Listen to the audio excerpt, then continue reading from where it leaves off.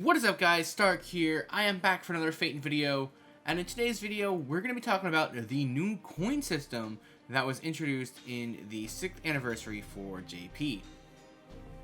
So there is a lot of mixed reactions over the coin system, but before I get into my own personal opinion, I'm just going to go ahead and talk about how it works and what it's supposed to do.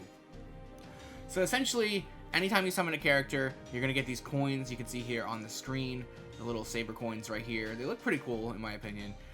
And they are basically going to be able to help you level up a character past 100 and give you some new passives. So it has two different functions like I just said, and as you can see here, the two different screens. The first screen is going to be for something called Appending Skills. So basically for 120 coins of that character, you'll be able to unlock one of the 3 different passives that character has available to them, and then after that you'll be able to level that skill up as like it was a normal skill for that character. So the first 2 skills seem to all be the same for pretty much every character. I haven't seen a character that has a different set of skills for the first 2. The first one is going to increase the own extra attack performance of that character, and then the second skill is going to allow that character to start the battle with their NP gauge filled, a little bit anyway. So it starts at 10%, and then if you max it out it goes to 20%, which is a very good number considering there's like the kaleidoscope CEs in the world, and having a non-max limit broken kaleidoscope with this skill will give you 100% gauge filled right off the bat, so you don't have to worry about needing a max kaleidoscope to do certain things. And it's a passive ability, so you know, it'll automatically kick into effect as soon as the battle begins. So really good, really helpful. The third one does change depending on the character, but basically it's an attack boost for, you know, certain things. Usually it's against a certain class. There are different effects, you know, some do have different effects, but generally speaking it is mainly just a overall attack boost against a specific type of servant. So for example, the Artoria Pendragon that's on the screen right there, their third skill is going to have an attack boost against rider enemies. It goes up to 30%. It's a constant boost. It looks like it doesn't last for X number of turns. It'll just be a flat increase against rider enemies. So that's just for Artoria. Everyone has a different third skill. So you just have to kind of look and see what is what. So that is Appending Skills. Outside of that, you're also going to be able to break the limit cap from 100 to 120. It goes up to 120 at cap. Now, this is where things get a little tricky and a little weird. I guess this is where the whole controversy comes into play with the whole system. So first of all, you need grails. Obviously, you need grails to do that. So to go from 100 to 102, well, every 2 levels, it's the same criteria. So you need a grail and you need 30 servant coins, and you can keep doing this and go up to 120. So if you want to max out a servant's level to 120, you're going to need 10 grails and you're going to need 300 servant coins. Now, in order to get those servant coins, you get them one of 2 different ways for now. I expect this will change in the future, but you're going to have to summon the character, of course. And for 5-star characters that are limited or story locked, pretty much any 5-star character you get is going to give you 90 coins. So you can see right there that you might have to summon a few of these characters in order to max it out. However, there is also another way to do that, and that is through bond levels. And that is really helpful. You guys can see here the chart for how many coins you get per servant. So the first one is going to be limited time servants. So you get 90 for 5 stars, 50 for 4 stars, 30 for 3 stars. And then for story locked characters, it's 90, 50, 30 as well. For just regular characters, it's 90, 30, and 15. And then for friend point servants, it's 30 for 4 stars, 15 for 3 stars, 6 for 2 stars, and then 2 for 1 stars. Now, unfortunately, the cost doesn't go down based on what level the servant is, so you're going to need more of those characters, but I guess that the reasoning behind that is you're going to have more copies of those characters available in order to do this. So I do expect to see a lot of 3 stars getting that 120 cap because they're going to be the easiest, in my opinion, to get. So yeah, now you can go for Bond. Bond gives you coins as well. It doesn't give you a whole lot of coins though, unfortunately. So between Bond level 1 and 6 you get 5, 7 to 9 you get 10, and 10 to 15 you get 20.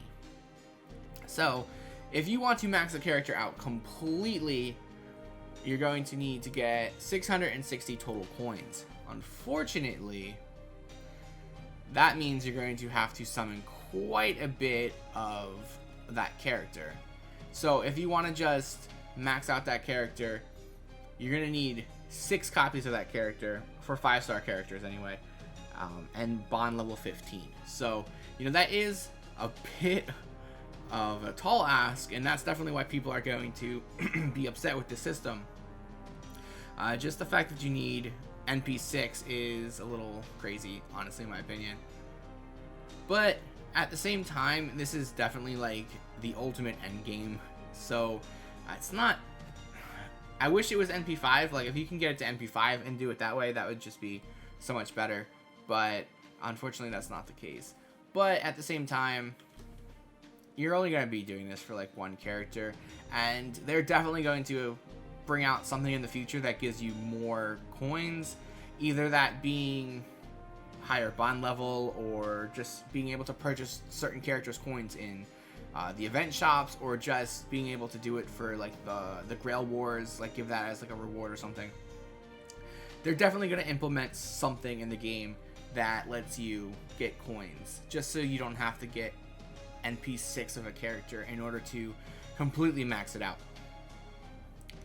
The other big problem here is when you Grail a character to 102, the amount of EXP you need to level that character up is insane. I've seen people say that you need like the same amount of EXP to level up a character from 1 to 100 in order to get them to 102. I don't know if that's true or not. I haven't grailed any of my characters, so I can't tell you for sure, but it is a lot of EXP that is needed in order to do that.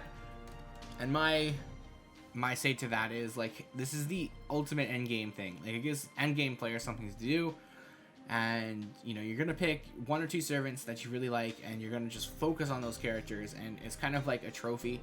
So I don't think it's as bad as people are making it out to sound, because you're not meant to do this for every single character. It's just supposed to be for like your favorite characters or your waifus or whatever. So yeah, I don't think it's that big of a deal. I think it's something to work towards, and it'll be something of an accomplishment when you get there. But I'm going to go ahead and show you guys how to actually append. So there is a menu option here. So you just go into Append Skills, and then you're going to select whatever character you want to be able to do that. Depending on your coins, of course, you might not be able to do it for all of your characters. Like, I got a ton of characters that can't do it for. But we're going to go with Van Gogh here because I have quite a few copies of Van Gogh. So in order to select one of these, you just pick which one you want. All of them cost the same amount of coins to unlock. We're going to go with the NP charge. So you just go in here, you buy it, and that will append their skills. Sorry for the coughing. So there we go. We got a new passive skill unlocked. NP charge 10% at the start of the fight. And then you could just go ahead and level it up like any other skill, as you guys can see here. I don't know if the requirements are the same for every single character. Haven't done it too many times to test. I'm not going to do this because I don't... Well, I'll do one level. I don't have a whole lot of quantum pieces on JP, so not exactly something I'm trying to do right now. I'm trying to save up my QP. But as you guys can see, it's just like leveling up any other skill. And then we go up to 11%. Look at that, I can't even go past that. So that is how you do it. And I don't have any characters at 100 to show you how to do the Grail thing. But essentially, you would come in here and it would have like another slot for the coins. So it costs 30 coins of that character. I haven't decided who I'm going to go for yet.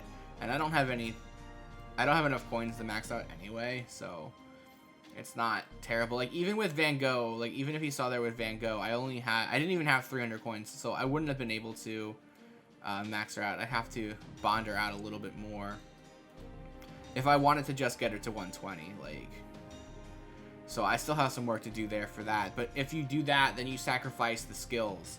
So it's a decision you might have to make, depending on whether or not you have that character maxed out, or NP5 or NP6 or whatever. But yeah, guys, that is my thoughts and opinions on the Grail, like the coins and stuff. There are a few other things that you need to know. So like some restrictions, like event servants. You really can't max them out because you don't get enough copies of them to be able to do that. But it does say that obtaining servants through event limited rewards, so like your welfare servants, they'll be able to get coins in a different method. So I guess that might be something in the future that they're going to be adding. So we'll see. And let's see what else there is. So temporary servants cannot append their skills until they become permanent. So I guess they're just saying, like, you know, for event characters, there's going to be another way of doing it other than bond levels. So I guess we'll have to wait and see. I don't think that's implemented yet, but we'll go from there.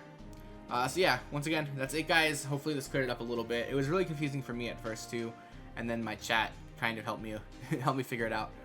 So at the end of the day, you're going to need a lot of copies of the same characters in order to fully max them out, but it is going to be an achievement and a token for you guys to kind of show off once you guys get there. I'm not even close to being able to start this process. It's like the ultimate endgame thing, so I'm excited to work towards it on NA. That's a really big bonus that NA has over JP right now. We have 2 years to prep for this and plan for it.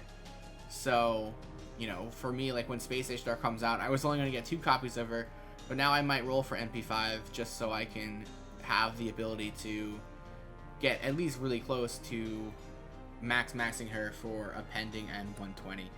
So it's a good bonus for us to have. We'll be able to plan ahead of time. But for now, that is the end of this video, guys. I hope you did enjoy it.